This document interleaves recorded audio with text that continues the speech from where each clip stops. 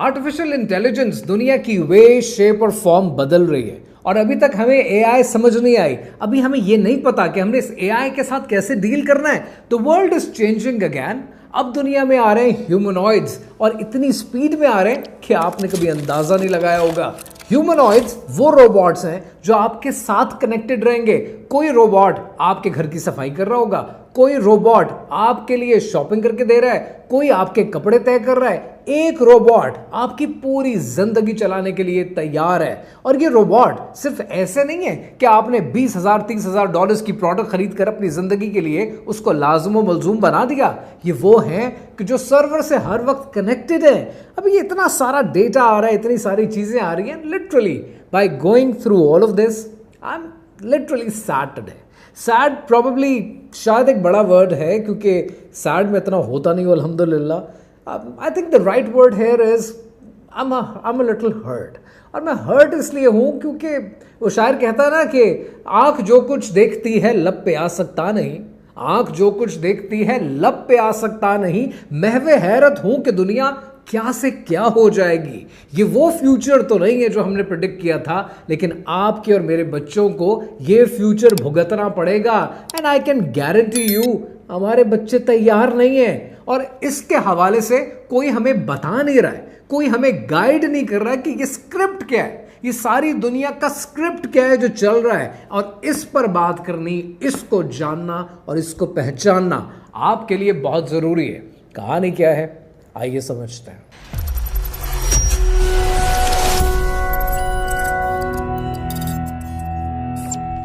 Humanoids को समझने के लिए सबसे पहले इंसान के इर्तिका को समझें, इंसान के एवोल्यूशनरी प्रोसेस को समझें कि जहां वो हजारों साल एक प्रोसेस से गुजरा है। किसी जमाने में वो हंटर गैदरर था, शिकार करता था और शिकार करके खाया करता था। अब जब इंसान शिकार करता था, कबीलों में रहता था, तो इंसान की हालत क्या थी? शिकार एक स्किल था। जिसके पास ये स्किल है वो शिकार कर सकता है, अपने और अपने खानदान को पाल सकता है। इंसान ने ऐसे जिंदगी गुजार ली। लेकिन उसके बाद इंसान ने एग्रीकल्चर दरियाफ्त कर लिया। जब एग्रीकल्चर पता चल गया कि इस तरीके से भी अनाज बना सकते हैं, उगा सकते हैं जमीन से, रब की कायनात है, रब की जमीन है, रब की जमीन से ये खजाने लिए जा सकते हैं, तो उन खजानों को इंसान ने एक्सप्लॉइट करना शुरू किया और लाखों लोगों को, करोड़ों लोगों को एग्रीकल्चर में काम मिल गया। फिर एग्रीकल्चर से हम कन्वर्ट हुए, हम आए इंडस्ट्रियल रेवोल्यूशन में। और जब इंडस्ट्रियल रेवोल्यूशन आया तब बिल्डोजर्स बनाने के लिए, मशीन्स बनाने के लिए इंसानों की फिर जरूरत थी कि जो फैक्ट्री के बटन दबा सकें। कभी आपने ये सोचा है कि अगर कोई ऐसी फैक्ट्री होती जैसी आज फैक्ट्री है, इंडस्ट्रियल एज की बात कर रहा हूं, इंडस्ट्रियल एज में सोचो एक मिनट के लिए, अगर कोई ऐसी फैक्ट्री होती कि जैसी फैक्ट्री आज हुआवे के पास है या शाओमी के पास है, कि जिसको डार्क फैक्ट्रीज कहते हैं, जहां पर कोई इंसान नहीं होता, वहां पर रोबोट्स होते हैं, लाइट्स ऑफ होती हैं क्योंकि इंसान को रोशनी चाहिए। रोबोट तो देख रहा है ना, तो रोबोट्स काम कर रहे हैं उस फैक्ट्री में 24 घंटे बगैर किसी ब्रेक के, बगैर लंच ब्रेक के, बगैर अपने हुकूक के लिए आवाज उठाए। आज वो डार्क फैक्ट्रीज दुनिया में मौजूद है। अगर इंडस्ट्रियल एज में ऐसी डार्क फैक्ट्रीज होती तो क्या इंसानों को इंडस्ट्रियल एज में काम मिलता? हरगिज नहीं। आप बेरोजगार हो जाते। आपके आबाओ अजदाद 1700-1800 में बेरोजगार हुए घूम रहे होते। सो इंडस्ट्रियल एज में एग्रीकल्चर के लोगों को नया स्किल दिया कि मशीन कैसे ऑपरेट करनी है, बटन कैसे दबाना है, बिहेवियर बेस्ड सेफ्टी शुरू हो गई, लोगों की ट्रेनिंग शुरू हो गई, सबको काम मिला। और उसके बाद 1905 में एक और साहब आए, अब वो फिर लंबी कहानी है, डेल कार्नेगी, और उन्होंने एक नया कॉन्सेप्ट दिया, सेल्समैन, कि एक ऐसा आदमी क्रिएट करो जो सामान को बेच सके। अगर ऐसा बेचने वाला, एक एक्सट्रोवर्ट, बातें करने वाला, बोलने वाला इंसान हमें मिल जाए तो वो फैक्ट्रीज में, इंडस्ट्रियल एज में बनने वाली एक्स्ट्रा आउटपुट को लोगों के मत्थे मारेगा, लोगों को बेच देगा जिस चीज की जरूरत नहीं है। और पिछले 125 साल में एक नया प्रोफेशन दुनिया में उभरा which is called the sales profession. आज जितने लोग सेल्स प्रोफेशन में हैं वो सब के सब आबाओ अजदाद के ज़माने में कहीं ना कहीं डेल कार्नेगी के ट्रेंड हैं, but will talk about that some other day. But point ये, एग्रीकल्चर एज से इंडस्ट्रियल एज में भी लोगों को काम मिल गया। उसके बाद आई एक नई एज आज से 50 साल पहले, which was a digital revolution. अब जब ये डिजिटल रेवोल्यूशन आया, आपको एक्सेल आ गया, मुझे पावर पॉइंट आ गया, किसी और साहब ने वर्ड सीख लिया, कोई ऑटोकैड सीख गया, कोई ग्राफिक डिजाइनिंग सीख गया, सब ने नया स्किल लिया, सबको काम मिल गया। लेकिन अब जो ये एआई आया है, this AI is totally changing the ball game. पता है क्यों? क्योंकि आप स्कूल, कॉलेज, यूनिवर्सिटी जाकर स्किल लेकर, तालीम हासिल करके, डिग्रीज लेने के बाद क्या करते हैं? आप ऐसे रिसोर्स पर्सन बनते हैं जिसको काम दिया जा सकता है। यानी इन अदर वर्ड्स, आप नॉलेज वर्कर बनते हैं। डॉक्टर एक नॉलेज वर्कर है, लॉयर एक नॉलेज वर्कर है, इंजीनियर एक नॉलेज वर्कर है, मैथमेटिशियन, टीचर, ये सब कौन है? ये नॉलेज वर्कर्स हैं। आज वो नॉलेज एक फोन के ऊपर एआई के पास मौजूद है।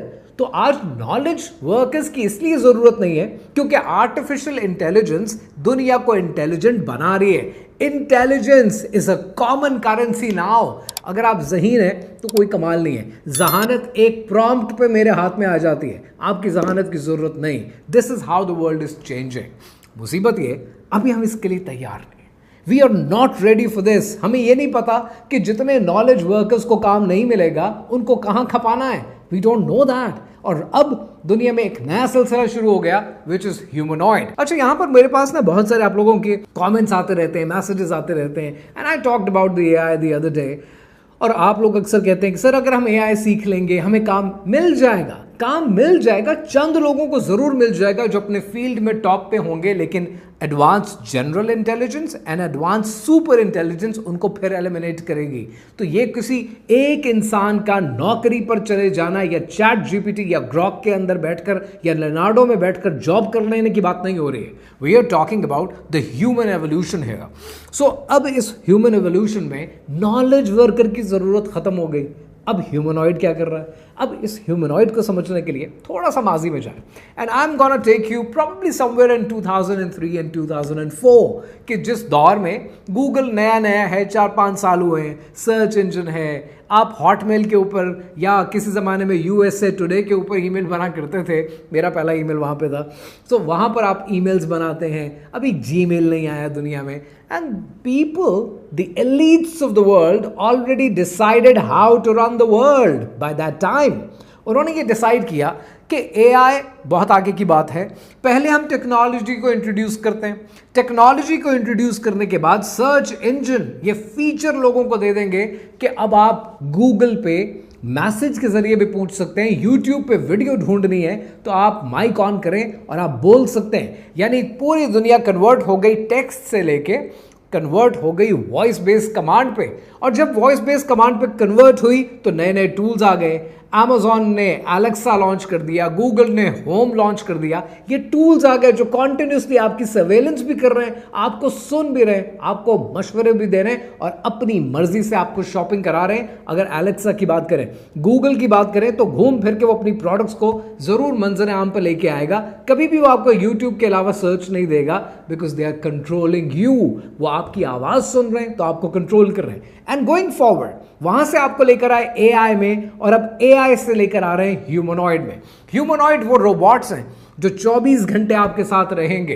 टेस्ला इस वक्त ऑप्टिमस लॉन्च कर रहा है। ऑप्टिमस वो रोबोट है जो आपके घर में आपके कपड़े फोल्ड कर लेगा, कपड़े धो देगा, बर्तन साफ कर देगा, जस्ट लाइक अ सर्वेंट। ये जैसे फौज में हुआ करता है कि एक बैटमैन है, 24 घंटे का एक मुलाजिम है आपके पास। ये मुलाजिम रोबोट की सूरत में आपके घरों में आने वाले हैं। और ये जो रोबोट्स हैं ये $1,00,000 के थे, अब ये $20,000 पे आ रहे हैं। इस साल के आखिर में $20,000 इज एन अफोर्डेबल प्राइस, और कहते हैं कि ये 12-13 लाख रुपए में मिलने शुरू हो जाएंगे। सो दिस इज जस्ट कि इलॉन मस्क का, टेस्ला का ह्यूमनॉइड एक है विच इज ऑप्टिमस, और बॉस्टन डायनामिक्स ऑलरेडी रोबोट्स बना रहा है। उसके एटलस ऑलरेडी वेयर हाउसेज में, फैक्ट्रीज में यूज होने शुरू हो गए हैं। इस साल के आखिर तक हुआवे 10,000 रोबोट्स इंट्रोड्यूस कर रहा है मार्केट में। वर्ल्ड रोबोट कॉन्फ्रेंस 2025 अभी इसी महीने हुई है।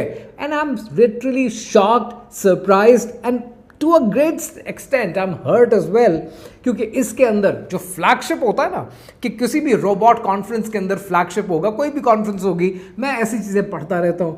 तो ऐसी चीजों में मैं हमेशा कोशिश करता हूं कि देखो कि नया किसने क्या दिया। सो काइवा टेक्नोलॉजी ने, चाइना की कंपनी ने इस वर्ल्ड रोबोट कॉन्फ्रेंस में 2025 अगस्त में एक नया रोबोट को इंट्रोड्यूस किया है जो कि क्लिनिकल ट्रायल करेगा अपने 2026 में, यानी विद इन नेक्स्ट 6 मंथ्स और अप टू अ ईयर। करता क्या है रोबोट?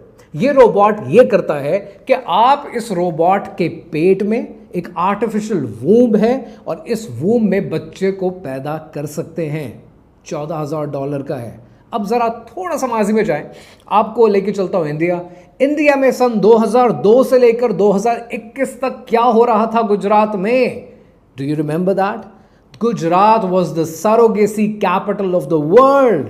पूरी दुनिया से गोरे आते थे जिन्होंने आईवीएफ से अपने बच्चे पैदा करने थे, क्योंकि गुजरात में ये काम $20,000 में हो जाता है। गुजरात का नाम पूरी दुनिया में चलने लगा। आनंद क्लिनिक जगह जगह खुलने लगे क्योंकि $20,000 क्लिनिक ले लेता था। लेकिन क्लिनिक ने जो गरीब बेचारी औरतों को रखा हुआ था उनके लिए डॉर्म्स बनाए हुए थे, हॉस्टल बनाए हुए थे। खानदान से राब्ता नहीं कर सकती, सही मानों में इस्तेहसाल होता था। 2-4 हज़ार डॉलर के लिए वो अपने बतन में, अपने पेट में उन बच्चों की अफजाइश किया करती थी। वो 2021 में आते आते इंडिया ने उसको बैन कर दिया कि गोरे नहीं आएंगे। जिसने आईवीएफ कराना है वो लोकल इंडियन होगा और वो इतने पैसे नहीं देगा, सिर्फ खर्चा दे देगा 14-15 लाख। आज भी ये इंडस्ट्री इंडिया में चलती है और अब यही इंडस्ट्री शिफ्ट हो जाएगी कायवा टेक्नोलॉजी के रोबोट के ऊपर। मैं लिटरली हैरान इसलिए होता हूँ, उदास इसलिए हूँ। This is not the technology that we envisioned. ये हमने तो ये नहीं सोचा था, अपने बच्चों का मुस्तकबिल हमने ये नहीं सोचा था। आज अगर humanoid, to be very honest with you, खुल के बात करते हैं, आज अगर आप मेरी फैक्ट्री के लिए, मेरे बिजनेस के लिए मुझे ह्यूमनॉइड देंगे, शायद थोड़ी सी रिलक्टेंस के बाद मैं ले लूंगा। क्यों? क्योंकि मुझे अपनी लेबर कॉस्ट कम करनी है और मुझे अपनी लेबर कॉस्ट कम करनी है। अगर रोबोटिक आर्म, जो मशीन्स हम बनाते हैं, अगर रोबोटिक आर्म वो काम कर लेगा तो मैं खुशी खुशी उसको ले लूंगा। मुझे वेयर हाउसिंग में बहुत टाइम लगता है, मेरी टीम मौजूद है लेकिन बहुत टाइम लगता है। I will probably adjust them somewhere else ताकि उनकी नौकरी ना जाए, लेकिन वहां पर मैं रोबोट इंट्रोड्यूस कर दूंगा। लेकिन अगर आप मुझे घर के लिए रोबोट देंगे, I would be very reluctant. मैं तो शायद ये बात समझ जाऊंगा, मेरे बच्चे ये बात नहीं समझेंगे, आपके बच्चे ये नहीं समझेंगे, आपके 20 साल बाद आने वाली नस्ल ये बात नहीं समझेगी। क्योंकि ये जो रोबोट है जो आपके घरों में मौजूद है वो तो 24 घंटे जानता है कि किस वक्त आपका क्या मूड है। जब आपका मूड है तो आपको वरगलाना कैसे है, वो तो सर्वर के साथ कनेक्टेड है, वो तो डेटा के साथ कनेक्टेड है। उसको पता है कि कब आपको सही रास्ते पे लगाना है और कब सही रास्ते से हटाना है। मुनकिर नकीर का काम अब ये रोबोट का आ जाएगा, ज़मीर का काम ये रोबोट करेगा। तो आप मुझे बताएं कि दज्जाली फितने से वो इंसान जिसने ह्यूमनॉइड घर में रखा हुआ है, जो उसके लिए शॉपिंग भी करता है, खाना भी पकाता है, घर भी साफ करता है, उसको पता है आप कितने बजे घर आते हैं, उसको पता है जब आप आते हैं तो जुमेरात को आप क्या करते हैं और जुमे को आप क्या नहीं करते और सोमवार को आपके क्या रूटीन होता है। They know everything about you. जब इस लेवल पे सर्वेलेंस आ जाएगी तो जैसे मैं कोई अच्छा काम करने की कोशिश कर रहा हूँगा, डू यू थिंक रोबोट मुझे करने देगा? डू यू थिंक कि मेरा कंट्रोल मेरे ऊपर रह जाएगा? डू यू थिंक कि मेरा ये डेटा सर्वेलेंस में नहीं यूज होगा? या आप कंट्रोल्ड हो जाएंगे और फिर इस दज्जाली फितने से कोई बचा नहीं पाएगा। I am literally hurt in the sense के ये फ्यूचर नहीं इमेजिन किया था मैंने। लिटरली ये फ्यूचर इमेजिन किया था कि मेरे बच्चों को, आपके बच्चों को, हमारे बच्चों को इनके दोस्त होने चाहिए। इन्हें पता होना चाहिए कि महफिल क्या होती है, इन्हें पता होना चाहिए कि गम क्या होता है। किसी से उदासी में अफसोस करते हैं, किसी के घर फौतीदगी हो जाए, कोई मौत हो जाए तो अफसोस कैसे करते हैं। इन्हें पता होना चाहिए किसी की खुशी में खुश कैसे होते हैं। इन्हें पता होना चाहिए कि गम शेयर कैसे करते हैं, दरख्त पे कैसे चढ़ते हैं, झरने की आवाज़ क्या होती है, मछली का शिकार कैसे करते हैं, खाना कैसे उगाते हैं। इन्हें ये नहीं पता। इन्हें पता है वीडियो गेम में क्या होता है, इन्हें पता है कि ह्यूमनॉइड से बात कैसे करनी है, इन्हें पता है कि क्या प्रॉम्प्ट देंगे तो एआई चलेगा। This is not the future we imagined. और इस फ्यूचर से बचाना आपका काम है। आपका काम है कि अपने बच्चों को बताएं कि ये ह्यूमनॉइड्स आ रहे हैं दुनिया में, आप रहें या ना रहें, अल्लाह आपको लंबी उम्र दे, मैं रहूं या ना रहूं, हम में से कोई रहे ना रहे, इनको पता होना चाहिए कि ये ह्यूमनॉइड्स आ रहे हैं, ये तुम्हें कंट्रोल करेंगे, तुम्हें वो कुछ नहीं करने देंगे जिसके लिए तुम इस दुनिया में आए हो। इस टेक्नोलॉजी से, इस स्क्रीन से बाहर एक दुनिया है और उस दुनिया में रब ने बहुत खूबसूरती डाल रखी है। अल्लाह ने मेरा घर रिस्क से भर रखा है, लेकिन इतना पैसा नहीं है कि आज मैं कोई जजीरा खरीद लूँ, लिटरली मेरा दिल करता है छोड़ छाड़ के ना सब लिटरली कहीं दूर चला जाऊँ, कहीं ऐसा दूर चला जाऊं कि मेरा इस नेटवर्क से, जो नेटवर्क आपको सर्वेलेंस में लेके आता है, जो नेटवर्क आपको कनेक्टेड रखता है, जो नेटवर्क आपकी एक एक मूव नोट करता है, जो नेटवर्क कहता है कि अगर आप सोशल मीडिया पे नहीं है तो आप एग्जिस्ट ही नहीं करते, आपका वीजा नहीं होगा, आप हमारे मुल्क पे एंटर नहीं कर सकते, नहीं चाहिए। दुनिया में कहीं दूर इंसान चला जाए, अपनी जिंदगी गुजारे। I'm a little hurt, so that's why I'm saying a lot of these things. But ये दाग दाग उजाला ये शब गजीदा सहर, फैज़ ने कहा था ना, ये दाग दाग उजाला ये शब गजीदा सहर के इंतज़ार था जिसका, ये वो सहर तो नहीं। This is not the future that we were planning. तो अपने बच्चों को अच्छा मुस्तकबिल देना, पाक मुस्तकबिल देना, एक ऐसा मुस्तकबिल देना जहाँ वो एक इंसान की हैसियत से नशोनुमा पा सकें, तरक्की कर सकें और दुनिया को जो टेढ़ी हो चुकी है उसको सीधा समझ सकें, ये आपका फ़र्ज़ है।